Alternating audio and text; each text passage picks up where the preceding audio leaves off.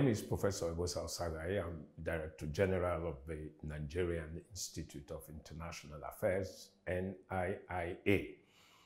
I think, a gathering of African think tanks along the lines that we have seen here in Rabat is of the utmost importance, and at this present juncture of global turbulence, as it affects Africa, especially at a time when Africa is threatened from outside and within, where Africa is buffeted and challenged to respond to global crisis as one unit.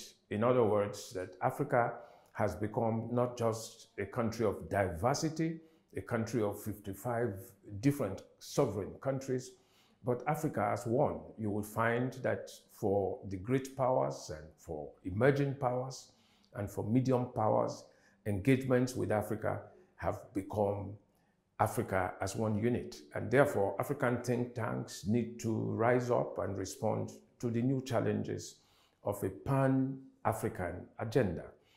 So African think tanks deal with specific issues at the national and state levels. But today, they are challenged to engage global dynamics and global relations.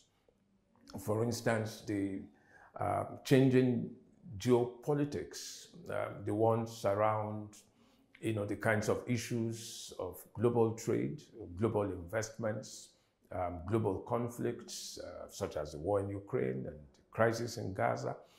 All of these things that have pushed Africa more and more to the margins. African think tanks, in responding to this, would have to answer the following question. Is Africa truly one?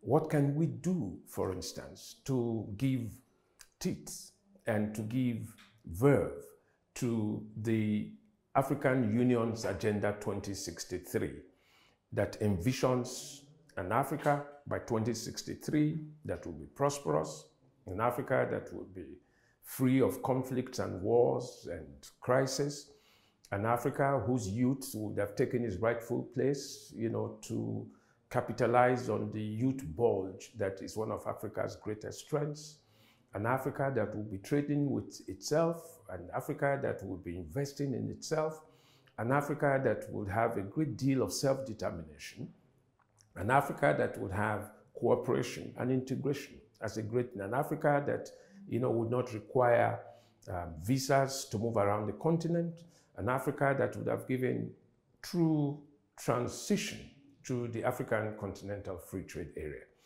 An Africa, indeed, that would have become a major world power. So I think our think tanks have this challenge. We must support Africa in every way. We must revive the Pan-Africanist ideals and the dreams that the founding fathers of African nations had to make Africa great. And we are challenged today because the rest of the world has become more nationalistic. We have right-wing, regimes across the world closing the borders. So it is time for Africa to now begin to think of Africa for Africans, African solutions to African problems. And I think that this forum of think tanks has a strategic role to play in putting Africa together, especially at the non-state level. Thank you.